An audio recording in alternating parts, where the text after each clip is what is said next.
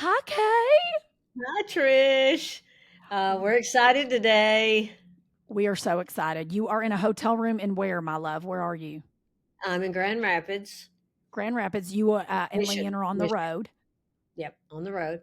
Yes. and you all were awesome enough to say, you know what? Yeah, we're on the road, but let's do a very special episode today with our dear girlfriend, partner in crime, and world rock star comedian Leanne Morgan. Yes. Leanne agreed to take her afternoon. That would have probably been a comedy nap and talk to us because she loves us She and does. we We're love grateful. her. And so I And can't wait to this get one, into it. y'all, this one's going to be a doozy. It will definitely be, Karen and I'll tell you now, this will absolutely be a multi part episode because when they get the three of us together, honey. Yes. So remember to rate, subscribe, and review the podcast. We'd love for you to, share it with people. Share this episode because that the three of us will get into life lessons. Leanne's always got gems. So please share it with whatever girlfriend it's going to resonate with. It'd mean the world to us for sure.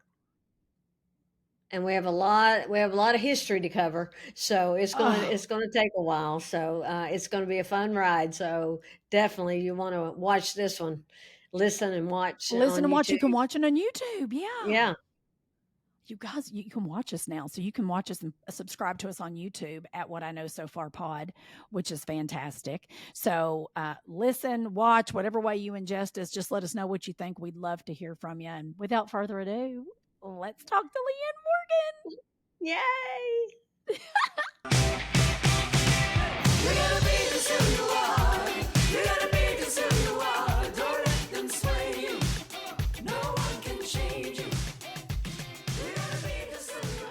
Girls, I'm so excited. And first of all, everybody looks amazing for, a Friday at middle of the day. I want to say how beautiful y'all look. Well, y'all do. I've slept, if you notice, I slept on this part right here. Oh, I slept on this one too. I licked it and sticked it for y'all. Pushed it down. Well, we're going to just get right to it because we have one of our favorite human beings, dearest friends, and angel on earth. Our dear friend Leanne Morgan is on What I Know So Far. Kay, we made it happen, girls. We all getting Leanne is like herding kittens because of her schedule. So that the three of us all got together at the same time. This is huge. So thank you for being here, Lee. And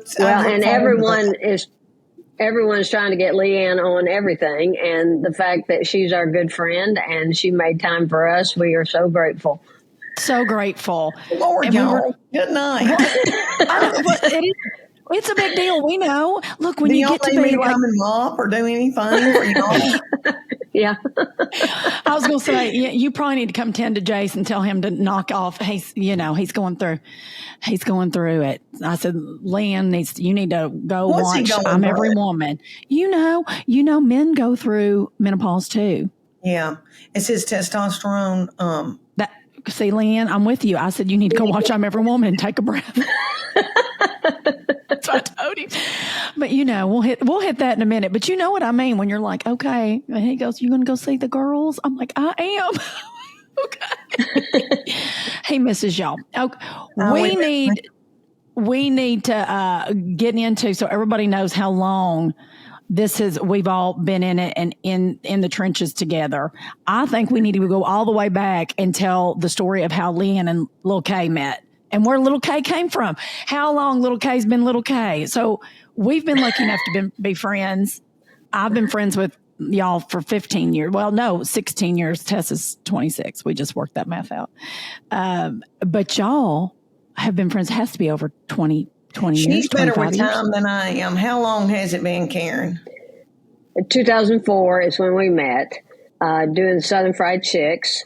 An agent actually out of Knoxville said it was when blue collar was at its height. And they said, I was trying to do the female version of that and call it Southern Fried Chicks. So, me and Leanne and Etta Mae were brought together to do this tour. And so it was at AIBA, wasn't it, Leanne? Wasn't that where we met? AIBA when we met. But remember, go back and tell how one of the agents under Phil Barber said, Leanne, you're the weakest link.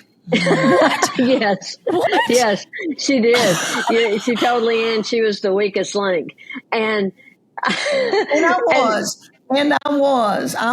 They had been doing comedy. I had been doing comedy in San Antonio and Austin, but they had been doing it a lot longer than I was the greenest.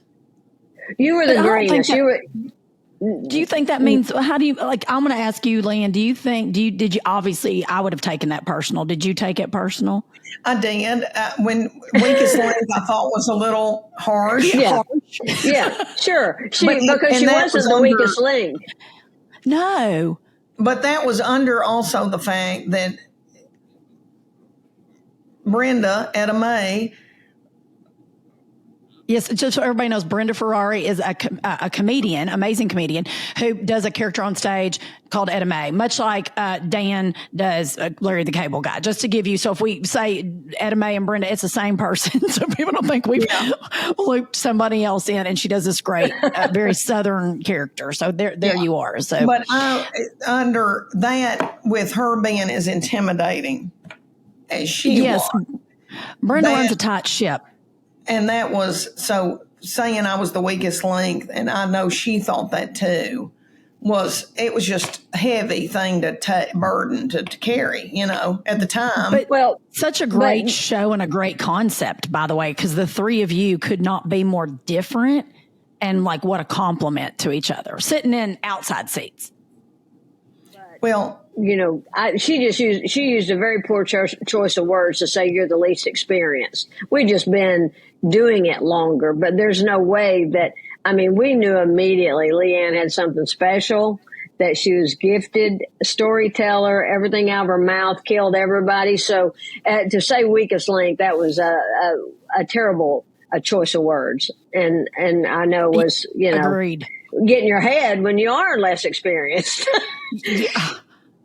Oh, there's and nothing I was worse. probably in 2004. I'm 58, so I was young, and I was what would I 38. You were 38, and I was young. 38, and probably starting perimenopause and all that.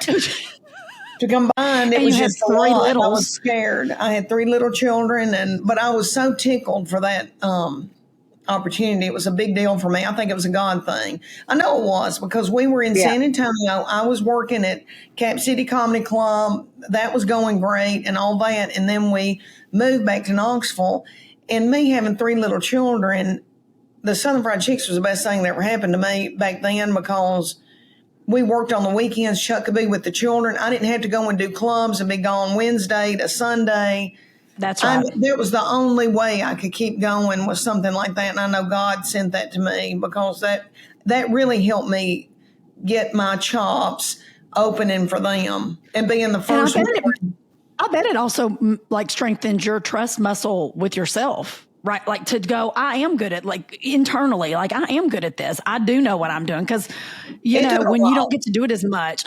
It took a while. I remember being scared out of my head every time I got on stage. I would feel like I was going to have diarrhea, and I would pray about it. And I was very intimidated and freaked out. And it took me a long time. I think I had stage fright, really.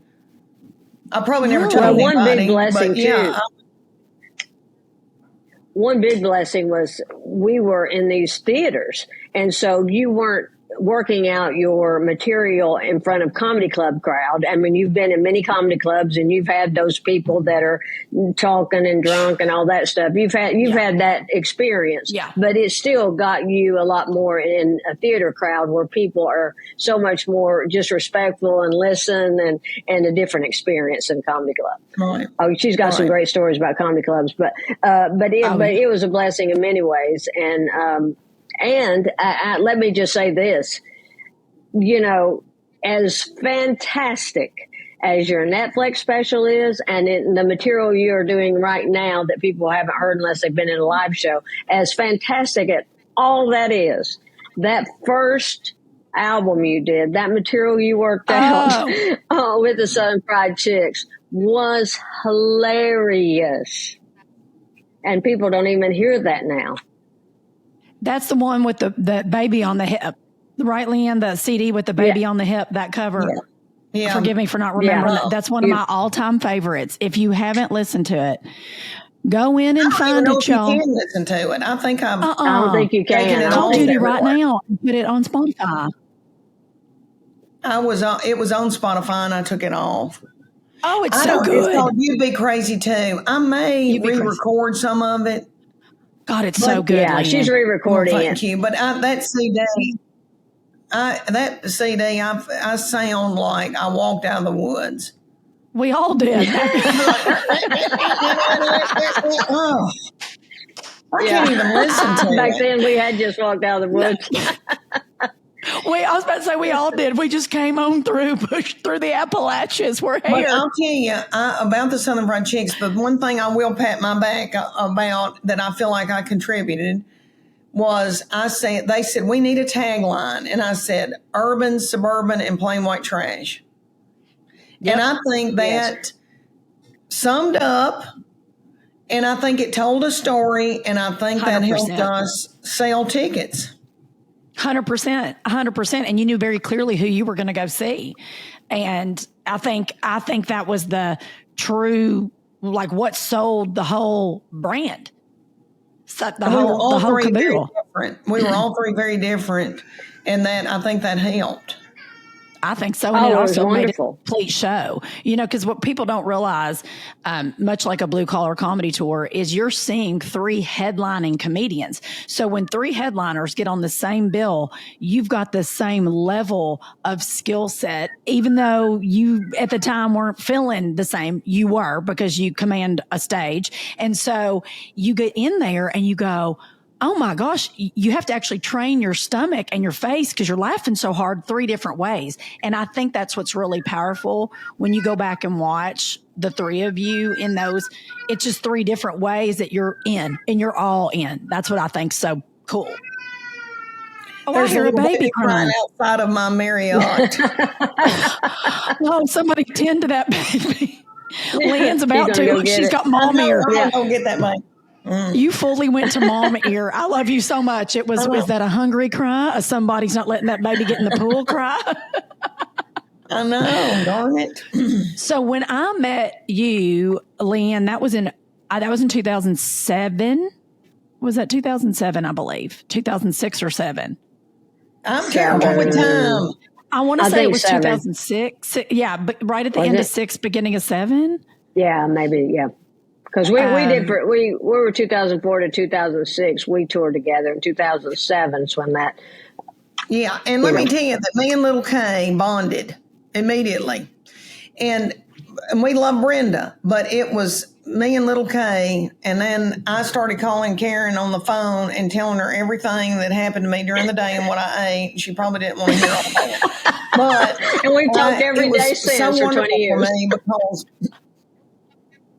We don't know but I have, sweet, precious friends in Knoxville that I've raised my children with, and that I have that in common with. But Karen was the only lifeline I had to. I really needed her advice about, and I still ask her for advice about comedy and about merchandise, that darn merchandise, and all that stuff. And but we became friends too about, she got really close to my children and my husband, and it became more than just comedy for us. But it was really good for me to have somebody that understood what I was going through, trying to make it in this industry. Because my girlfriends, were getting their nails done, and everybody's like, do y'all want to take tennis? And I was doing all that too, and living my life and raising my children. But I got to have Karen, to tell me, like, we were able to, I do a horrible gig, corporate, where I wanted to die. And I would call her and say, I'm quitting. And she would say, no, you're not. It'll be all right. And then she'd call me the next week and say, I'm quitting. She had some horrible, and so we had that in each other. We really did. And it's been a lifesaver to have her for that. To bounce and we would say, on her. I just did. That's Karen in a nutshell, for sure. And we would say, I just did this horrible, awful Lord, gig. are you so sick of giving us all therapy, Karen? Because that's a phone call. Are you there? Yeah. Now I got you. Now, yeah, you're cutting out a little bit, baby. Oh, I don't know what's going on. Every time I do it from a hotel, I always have problems. But anyway, what I was going to say is we would also go, hey, just did this horrible, terrible corporate gig, want to quit, but I recommended you for next year.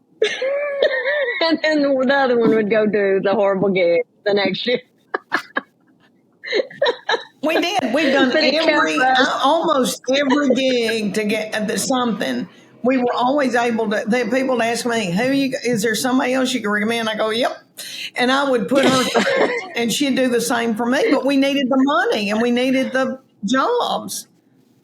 100%. I think that's what people don't realize about comedy is if you really do love each other, you want to make sure that you don't gatekeep it. You make sure everybody that you love is working that event that is not nasty mess, like that is of your quality, because you don't want, we're all cleaner. I'm probably the sassiest of all of us, but definitely not nasty. You don't want somebody going in there and you're like, I recommended them, and then they're doing horribleness, and you're like, oh gosh.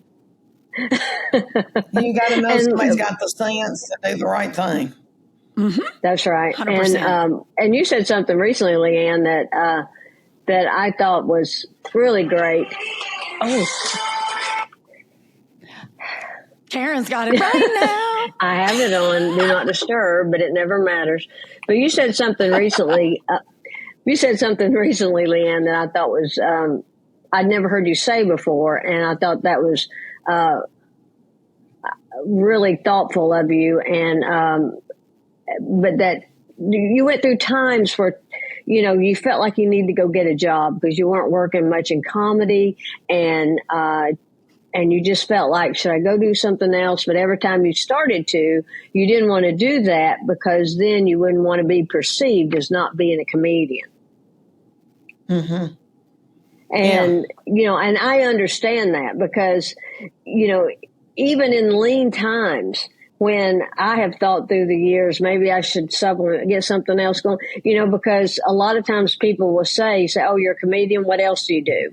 Like, what's your other job to support your comedy? Uh-huh. So the perception is so important, and you don't want to act like, I'm not good enough that I had to go get this other job. Right. And so you wanted to be. And people would say to me, are you still doing that little thing? Oh, that comedy thing. Yeah. Oh, yeah.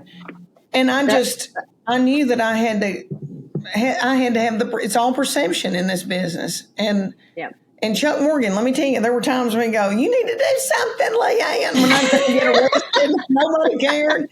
And I would say, Chuck, I don't want people to think, because a lot of my work when I was raising these children was in Knoxville, private corporate things. I couldn't get anything else, barely. I mean, I would do the same clubs every year, but I just wasn't known anywhere. And I didn't want anybody in Knoxville.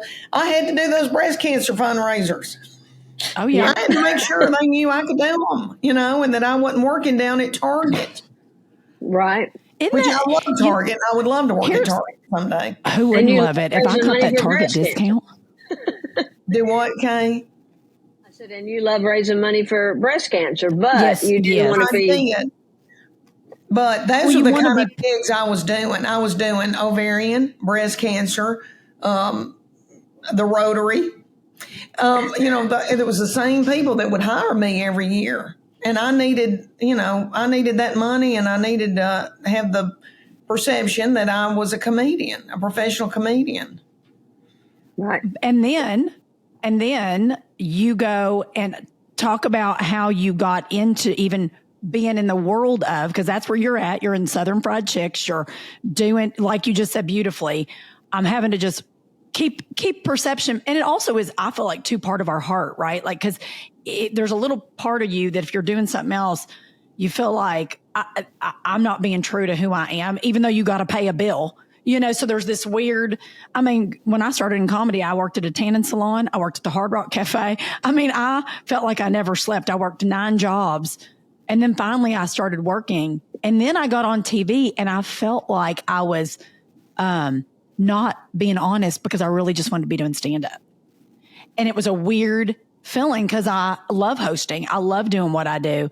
But my first love has always been, will always be comedy. So it was this weird, like, this is my job. This is my day job, which is bizarre to think because most people think, oh, all everybody wants to do is get on TV.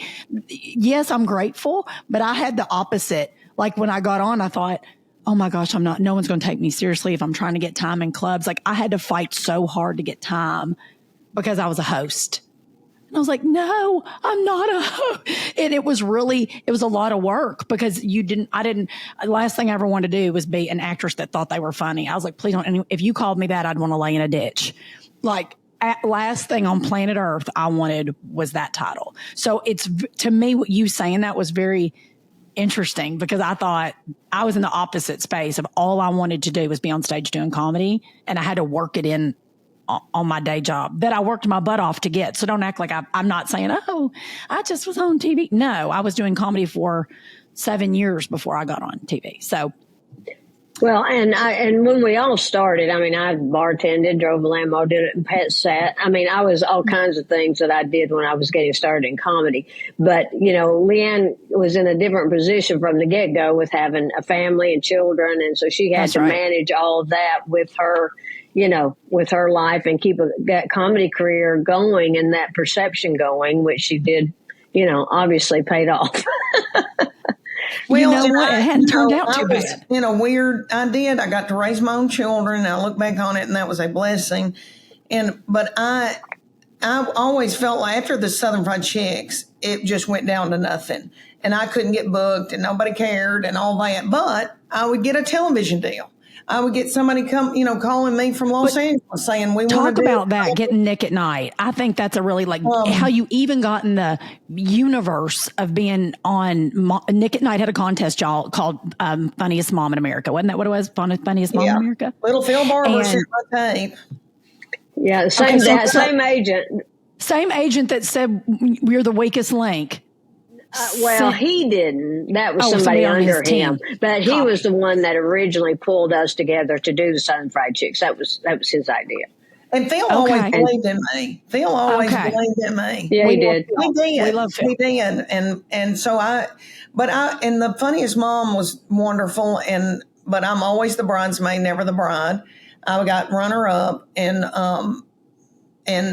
the judges, most of them were very sweet to me. One obliterated me for no reason. I don't know why, but anyway, but that's a contest. I hate a contest. I don't ever want to be in another contest, but I got Nick at Night, Funniest Mom, and that was sweet. And that gave me some hope. And then I'm trying to think, I guess the first deal with ABC and Warner Brothers for a sitcom was before that.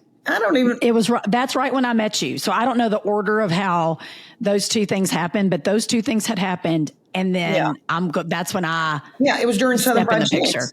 Right. Yes. Yeah, it was during Southern Fried Chicks when you got Funniest Mom for sure. Yeah, and then the ABC Warner Brothers was at the end probably when I was doing Southern Fried Chicks and I was on the way out of Southern Fried Chicks. But I got the ABC Warner Brothers and that didn't make it. The writer strike hit, and one day it was over. And that was my first big rodeo, and I didn't know what in the world had to handle that. I was devastated because I thought that was going to make it. And then years of barely getting by doing, but raising my family and doing. And I have a husband. I need to tell people I've got a successful husband. I never had to have money, really. The money I made, I bought uniforms for little children and got our hair cut. I never put it in a website. I was really stupid. I had 2 headshots probably in 25 years that I'd gotten done. I did not put it back in my business. I bought things for these children, and I was in charge of grocery money. And but I never had to struggle really because I had a husband with health insurance and all that. So I was very lucky with that. And I didn't have to take terrible gigs that a lot of people have to take. And then, but I went through a bad spell. I think economic downturn when nobody was hiring corporate comedians. That was in there when we could have used the money. That was I want to say about 2008, 2009, where comedy kind of hit that dead it wasn't a dirty word, but comedy kind of hit this weird, it was like, they definitely isn't what it is now, right? Comedy went through this weird lull. That's the best word I could use, where people weren't really going to comedy clubs. And it was right after 2008 when everything went in the pooper in the economy. And I feel like it was like till about 2012, maybe I'm getting the numbers wrong, but it was in there that it felt like comedy took this real kind of stop.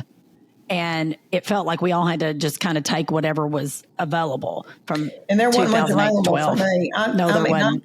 They paid more for the shrimp than they would entertainment at a party. So That's the truth. I barely did anything. And then, but darn, when I think it's all over, then God would send me something else. And then that's when Matt Williams and Fremantle, remember Trish? Because I went out to LA and I had on braces and my underarms were burnt from Florida. I had sunburn underarms. I met you for lunch. I remember it so well, and I brought you some lidocaine because you had I remember. It was awful. I had big braces on and.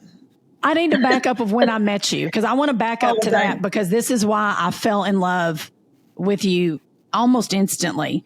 And well, it was almost instantly. I think it was the next day.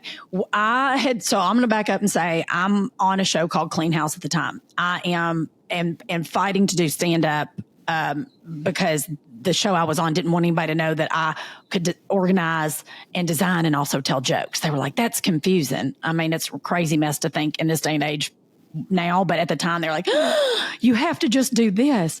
So I was having to get in every night at the clubs where I could. So I get a showcase randomly. I don't even know what it's for. I was like, yeah, I'll perform down at the Irvine Improv. I'm like, yeah, I'll come down. And it was for something for CMT. And I was like, fine. Who cares? Yeah, of course I'll come down. And I do it. And then a couple of weeks later, I'm in Nashville doing the CMT comedy stage, which was some, comedy show they did for a little bit, hosted by the sweet Melissa Peterman, who I love and adore. And I thought, this will be fun. And, I had a good time, and I worked with Killer Bees, sweet Killer Bees, and two other comics. And then, and Vic, good old sweet. Why can't I think of Vic's last name? Vic Henley? Vic Henley. Thank you. I had a moment. Precious. God rest his soul. I know. And they were just so sweet to me because I didn't come up on the road with them, and they were lovely. Well, the second show that was taping was Etta Mae was on that one, and she comes barreling into the trailer, and I've got huge rollers in my hair, and she comes in all saucy, and I was like, who is this? And she's like, I heard you were funny. I was like, thanks so much. I was just like, I don't know who this person is. And that was it. That's all. I met her. She seemed lovely. Beep, bop, boop. Didn't think a thing about it. And then I get a call, I guess about a month or two later. And it was from Steve Pritchard. And he says, hey, one of the girls is out because of conflict or sickness. I can't remember the yarn woven, but could you come fill in? Etta Mae saw you, in Nashville, and would love to have you. I said, all right, let me look at my dates. Sure, fine.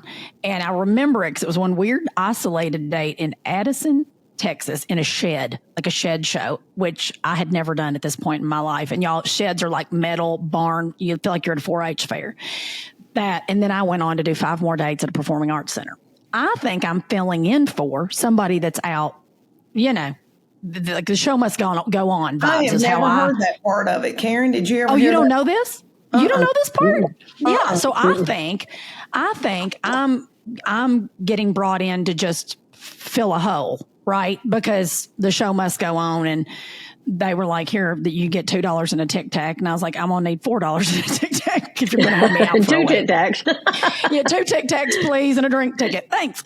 So I go, fine. So I, go get to this shed show in the middle of nowhere in Texas. And Etta Mae picks me up at the airport. She was driving through to go there. And I was like, oh, okay, well, that's nice. I mean, mind you, I'm so green. I've either driven myself in comedy or I've, at this point back in the heyday, I had car service because I was on a TV show. So I was used to being hoop-de-doo. Now all of a sudden it's hey, I'm picking you up. I'll slow down at the Dallas airport, jump in. So I get in with her, and she's just telling me, you're filling in. And I was like, okay, she's asking life questions, doesn't really talk to me otherwise, driving the whole way. We get there, and I was like, I just need to get ready. And so I'm trying to jack my hair to Jesus. Back then, y'all, I used to go on like a cartoon. I don't even talk about it, but high hair. And I remember I come back to this, we'll call it a green room because it was a shed. And Leanne is in there, and I'm 5'2" on a good day. I'm not as tiny as little Kay, but I'm smaller. And Leanne is shredded. All I remember was how tore up from the floor up you were. And I was like, she had Terminator arms, y'all. I remember this so well. Was I doing CrossFit? Yes. Okay. So you have to understand, I've never met Leanne in my life. She's beautiful, and she literally looks like the Terminator. I don't know. Let me tell people, I'm torn up from the floor up. I'm watching just pros, but good. But I'm telling y'all, shredded. So, and had these guns out, and because it was a hot Texas shed, you had guns. They were my Jimmy's are meat. She was shredded up, and I come in, and Leanne. I've always said this, and because Leanne, if what you see with Leanne is exactly who you get. There's no other version of you. This is exactly who you are. If you've watched a special, that's Leanne Morgan, y'all. There's no like turn on, turn off. That's it. Well, I come in, and she's got this like face on her, and I'm like, "Hi!" I come in just thinking, and I will always say she was salty to me, but this is why. So she goes, I'm not going to go first. And I said, oh, that's okay. I don't care. Like, I was just like, I'm happy to be here. Like, I didn't know what I'd walked into. So and you'll hear this backstory in a minute for a while. And I thought, okay, well, and I was reading the room, and I was kind of checking out the way they're moving. And Ed May goes, we all come out at the end together and, just follow my lead. And I was like, okay. Like, I have no idea that this is like a show. I think I'm just a comic filling some time, right? I have no idea what I walked into. Is this the night that the other women are there too? Not yet. This is the first one. We were at this weird shed, and afterwards, Leanne, we went to this place called the Moose Cafe. I'll never forget it as long as I live, because it looked like a hometown Cracker Barrel. It had like a vintage store up front, and everybody's trying to stuff pies down our throat. Yeah, and you were being sweet and talking about this sweet man whose son was on house arrest, but he's trying to get him a job delivering for Domino's. And I was going, who is she? Because you went from this amazing show, you killed it, and we come off stage, and you're still a little icy with me, but certainly not rude. And I'm still trying to figure it out. And I thought, well, maybe, I couldn't figure it out. This, don't worry, y'all. There's the point to this story, because this is when I fell in love with Leanne Morgan. And we were at this place, this cafe, and you just worked this room like it was like watching Disney's Fantasia. You dealt with everybody beautifully. You remembered everybody's name. You worried about somebody had a goiter, and you talked them through that. And I was going, who is this person? And I thought, well, maybe I'm just new and she didn't take to people well. We have to drive the next day. We go to our hotel rooms. Everything's fine. Drive the next day to Richardson, Texas. And I say to you, when we're checking in the hotel, and it was a Radisson. It was nice. We even said, oh, how this is nice. This is for 5 days. And I said, we'll get up in the morning and work out and then walk. And there's a park next door. And you said, well, I'll walk it with you. And I thought, I want to see how her arms, I was like, I want to know her workout secrets. And I was like, okay. And you and I get out, and buddy, you're pumping them arms too. And we got out there, and you turned to me and you said, and it was this is when I absolutely, from this day forward, fell in love with you. You said, I'm sorry that I've been a little rude. And I was like, oh, and I thought, okay, good. She's aware. And you go, I'm doing CrossFit, and I haven't had a carbohydrate, and my middle baby's in middle school. And you just launched, and you go, and I don't even know if you know why you're here. And you're like, watch that bridge. Cause it was like a little raised bridge. And we proceeded to power walk that little park next to the Radisson in Richardson, Texas. And you then told me the real story, really, that I was filling in for Karen, but I wasn't filling in. Karen was not asked, or she was unasked to be at this event. And so you were so protective of your friend. And I'll cry saying this because I remember you must have brought up you hadn't had a car about 12 times. And I was like, I received that. Like I received car. It was awful. You were you looked amazing. To be fair, you looked absolutely stunning, and we're arm pumping, and somebody was being rude to Maggie in middle school, and you felt bad for being away, and she was being bullied. Yeah, by then she's probably great. Mm-hmm. I remember this so well because at the very same time of all that life management, you were so protective of the fact, and I know y'all had been done dirty, and I'm not trying to bring up any of that, but it was the protectiveness of how much you love Karen. And I remember, and I thought, I want that woman to be my friend because you were so like, and then she should be here. And then you're like, watching out, there's a divot in that press. It was like all over the place. My arms. I remember being out of breath because I was so mad telling you what was going down, and I was going. Yes, because I went into the cardio health. Probably I had lifted weights. You were strong as an ox. You could flip a tire. Strong as an ox. And we really So I was basically kicked out of the Southern Fried Chicks. Just so the audience knows. This is so yeah. So here's what happened. Just so y'all know, I thought I was filling in. What happened was there was a looming, a pending special for CMT. I got brought in for what I now know was to like test for a position, but at the time I thought I was just filling a spot because there was a comic was not available. Like I thought another gig came up simply, right? That's where my head was at. So as I'm getting this information, I'm thinking, well, we've got to go get little Kay. Like she's telling me this. I was like, we've got to get her here. And like, it was so, I got upset and I thought, well, I don't want somebody's job. And Leanne's like, I knew you'd understand. And I thought, oh my gosh. And we went into the bar because that was the only thing open. There wasn't even a little cafe open yet. And we went to the bar at the Radisson and sat down. And I go, I need a tortilla chip. And your eyes go. And you go, I need a tortilla chip. And so we sat down, we got a chips and salsa and iced tea at the bar. And then this was the moment that I was like, okay. What's that? That was probably the end of my paleo. Yeah. But this was it. This was the moment that I was like, forever for life, you're my people. We're eating the tortilla chips. And you had told me, and they're bringing in other girls to test for this job. And I was like, what? Like I'm like, wait, I'm in competition. Like I can't stand I don't like competition. I'm not that person. There's room for everybody. And then we're eating these chips and Sonia White walks in. I love Sonia White. She walked in, y'all, and now I realize we're here for 5 days. I've come like I am going on a 6-month cruise. I have 3 pieces of luggage. Sonia walks in with a backpack, walks up to the bar to us and goes, hey. And we both were like, hi, how are you? And she says, I'm Sonia. And we said, hi. And she goes, hold on, I got to search for my key. I know I've put it in here. And she pulls that hairpiece out. She wears a ponytail on stage that she clips on. She'll be the first one to tell you. And she whipped that ponytail out and threw it on the bar. Just like a dead cat, like just whipped it up and put it on the bar.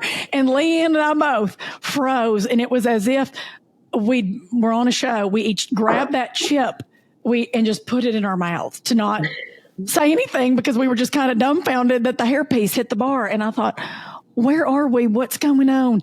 And from that moment on, I was like, I love this woman.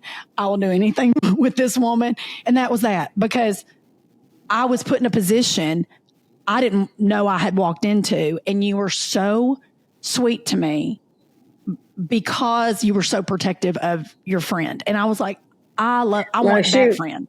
She was sweet to you because that's who Leanne is. But, yes. And she liked you, but her loyalty was to me in that moment. And that's why she went in there,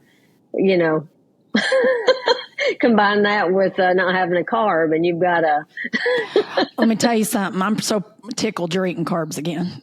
Well, and I tell you, we had worked so hard.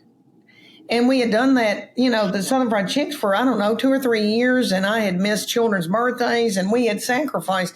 Everybody sacrificed thinking that we were all in the same thing, and then it ended Together. up it wasn't that at all. Yeah, but Karen and I have said many a time that was God's protection over us. We would have never, 100%. we were at a point in our career where we would have stayed in it just to make the money and have work, consistent work. But that really wasn't good for us, our careers. It really wasn't. So we look back on it and think, thank you, Lord, because I don't think we would have quit on our own. I think we would have kept going just because as comedians, you just are so thankful to have work. But it wasn't the best thing for a career. It really wasn't. But it was a blessing. It really was, because it gave me the stage time and the experience.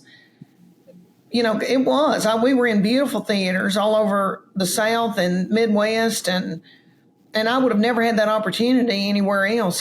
It was a God thing. But it was a God thing when it ended. It was a God thing when it ended. 100%. 100%. I think it both ways. I'm grateful because I got to meet both of you. If I wouldn't have had anything to do with it, I would have never been blessed with y'all in my lives.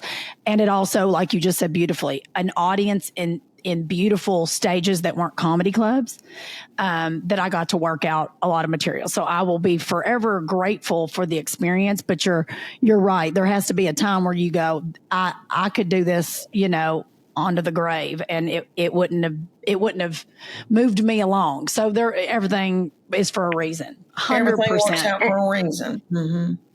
And and it brought us all together. And so that, everything does happen for a reason. And just to put a button on that, they were not interested in me moving forward. And that's why I wasn't there. They had asked Leanne to come and basically audition for her own part. And then they wanted her to continue. Yeah, they wanted her to continue with Southern Fried Chicks, and she said no. And so they were really upset that she wouldn't go on. But, and I know part of it was just a general decision for her career, but I think some of it, too, was a little bit of loyalty to me because she was so upset that I was left out. So, friends for life. What can you say? Friends for life. Let's go ahead and say that. And it's, it's worked out for you both. Yeah. So we're not mad at that even a little bit. That's what makes it so great. And that was good Lord, 2007, 2008 that all that was afoot. And then 2012, I think. Right? Yeah. 2012, we all got a hair up our butt and thought, we have so much fun together. We should just go tour together, which was the most fun I've had on the road, but with World's Worst Name. We've been through so many. Country Cool. I always say it was World's Best Merch, World's Worst Name, because what are they? A bluegrass band, but so true. But so fun. We should have put that on fur blankets for Colorado. Darn it. I still think that. We should have put that on. We still own the trademark. We still own the trademark, ladies. That's not too late. That was a wonderful logo. You're right, though. People didn't know if we were going to play bluegrass the film or what was or clog. And I think about Little Kay. There was another time when I could not get arrested. Nobody cared. And I put that burden on Little Kay, and she had to book us and try to call and email and get shows for us because she had the contacts. I didn't know squat. Well, I think that's what makes the three of us had always worked well together, because Karen always dealt with all the money. Thank God. Because I'm horrible at math. I mean, I want to... Yeah, I get sick to my stomach, but I also I might make sure everybody's treated fairly, but I'm just bad at math. Karen is not. And I'm technical. And Leanne deals with every human being. I tell everybody all the time, Leanne Morgan is as precious. We would do merch post-show, and Karen would run the credit card. And I would make sure all that merch was ready to go, organized, every size. I'd make sure everybody looked darling in it. I'd have you fit. And Leanne would be over there talking to somebody. And next thing I know, she'd go. His husband had robbed Pizza Hut. She had 3 little children. Couldn't pay the light bill. And she really wanted a sticker, one of our stickers. So Leanne's like, here, have a sticker. And I praise God, because we would do shows and we would make almost as much in merch as we did in our door deal, because we would go out and, I swear to you, Leanne, I think about how much you talk to people and sold. You don't even know. I don't know if I sold anything, but I was a therapist. I wanted to be a therapist if I was not a comedian. So I wanted to hear what they had to say. And a lot of people told me a lot of deep, deep stuff in front of that merch table. But I was glad to hear it. I wanted to, that was my role in it. And I was tickled to do it. It was.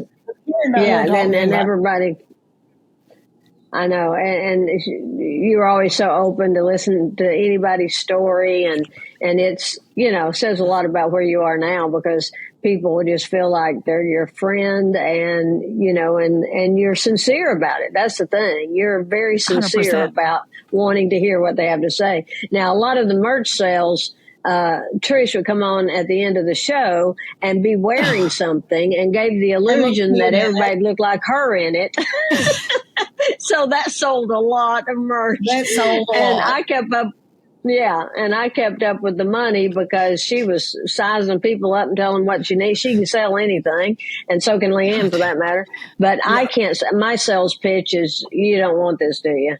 And so that's why I just dealt with the money, because I'm not a salesperson.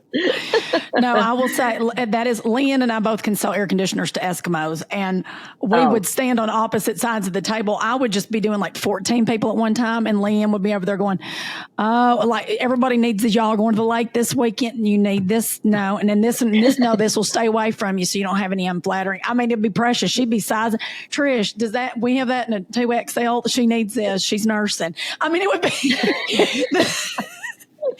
and you realize how we were going through merch. And I thought, does anybody else like this, any other comics sit here and have this level of care? Like for the people. And I will say it was that level of care. That's what I think is so authentically you, Leanne, is that there is that level of care in everything you do. Well, and Karen and I analyze this kind of stuff all the time about social media, but I really think we had a good product. There's obviously a demographic that wanted that show. We just did not have the marketing, the social media. I mean, if we had really put out clips and done everybody knows what to do. It's no telling what would have happened. I mean, we did okay for nobody even knowing, but that's right. We really could have done more if we'd have just had, some kind of way to put it out and find Charlie's Angels of middle-aged comedy. There weren't many female comedians out there doing that were clean, that somebody could come to a show and not be embarrassed. I think it's not political. It's not nasty, No. And it was 8 to 80, I always say, even if there was it's 16 to, 80 years old. I think that's always, to me, such a compliment. It's the Dolly Parton compliment of, you can bring the whole family to a show, which of course that's your audience, always. And there's something really amazing about that, because I call it wholesome, but it really is. There's something really wholesome about being able to share a joke with your grandmother and your mama and your niece. That there's something to that we've gotten away from. And I love that about everybody on this screen. Well, and even at Leanne shows now, I mean, you'll sometimes see 3 generations that have come together. It'll be the daughter, the mama, and the grandmama all at the show and laughing, all of them laughing till their stomach hurts. And that's quite a feat to be able to appeal to that wide 100%. Of a age span. 100%. I mean, it's the Dolly effect. It's special, and it's something people rarely get to do. Well, and one of the things that people say to me that I'm amazed at, and I think it's so sweet, they'll go, my 90-year-old dad loves you. And I'm like, what? And they are bringing him to a show, and he's never been to anything. That's really sweet to me. And then I seen little 80-something-year-old little grandmamas in there with their daughter who's in their 50s, and then their granddaughter is in their 20s. And It is. It's special. It messed with my head at first. I thought, I'm not worthy of these darling people. And then now I'm settling into it, and I still don't feel worthy, but it is. It's sweet. And when I started selling out in the comedy clubs, they said in 2019, they were like, where have you been? And can you come back?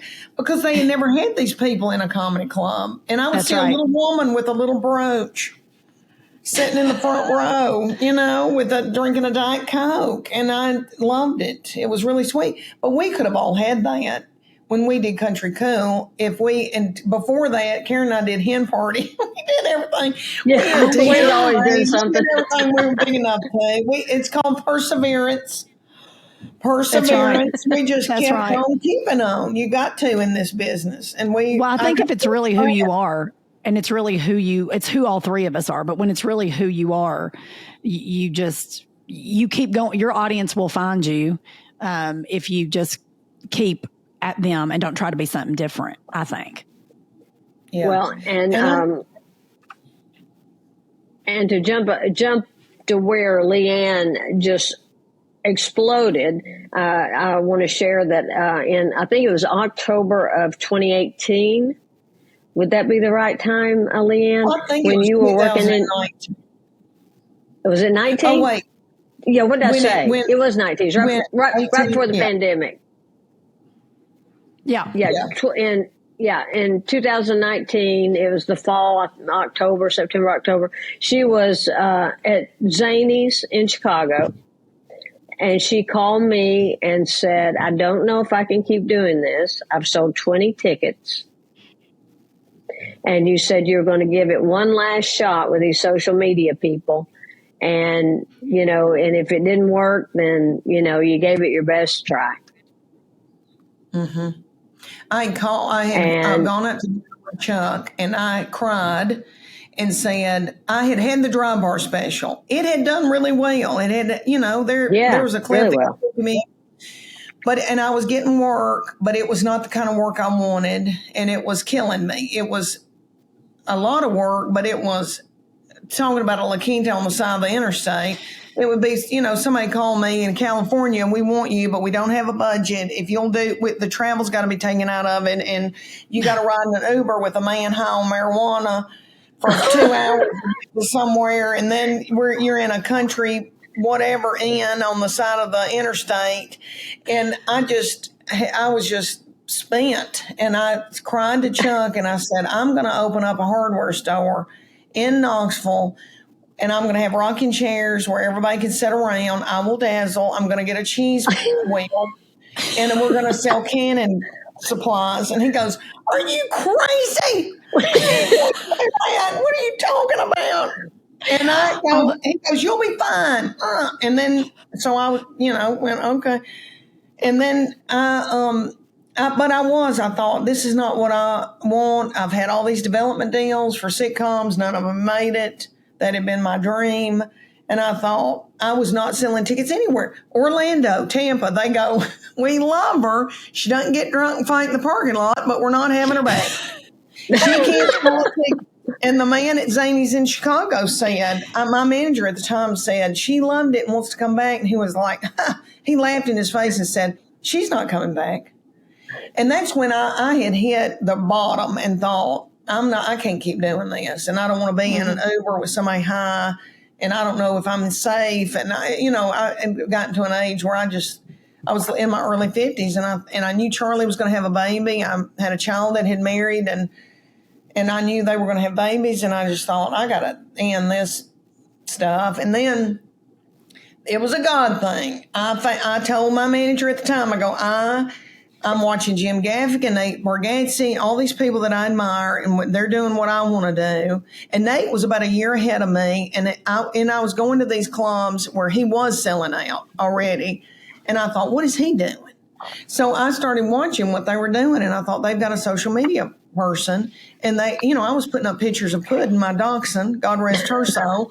I didn't know what I was doing, and my kids and all that. And I told my manager at the time, I said, I'm getting social media people. And he goes, you can't afford it, and I don't think you should. And he didn't know anything about it.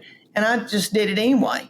And I found these two young guys that got my voice. They were raised by a mama that was just like me. They got me. They're creative.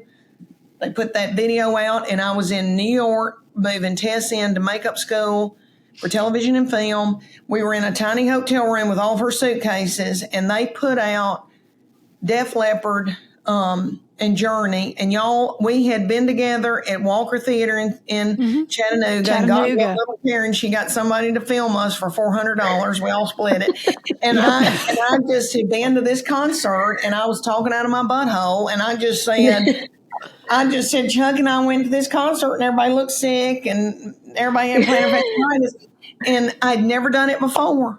And she got it on film, and then these little boys, then I say little boys, they were age my children, but they're grown men.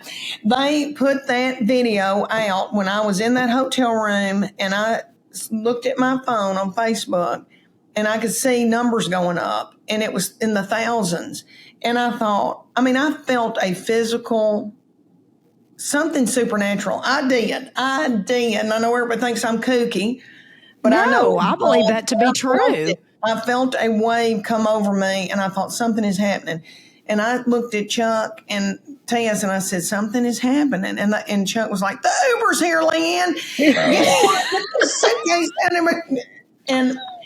And I was like, and so we moved her into a tiny apartment that cost millions of dollars. We had roommates that were on cocaine, and they didn't know to take the lint out of the dryer, and they said the dryer's not working. And Chuck goes, take the lint out, and But anyway, and we were doing all that, and I just kind of blew it off and thought, well, I don't know, I got to get this baby moved in. And she had cancer. Tess had thyroid cancer. It was and we were worried to death about her, and they made it to where she could get her treatment and go on to this school. And then overnight, it was, Karen, do you feel like it was overnight? Like somebody's turned a switch on in a dark room, and I started selling out all over the United States. You called me and said, something's happening with this video, but I'm getting thousands and thousands of messages begging me to come to their city, and you said something's going on.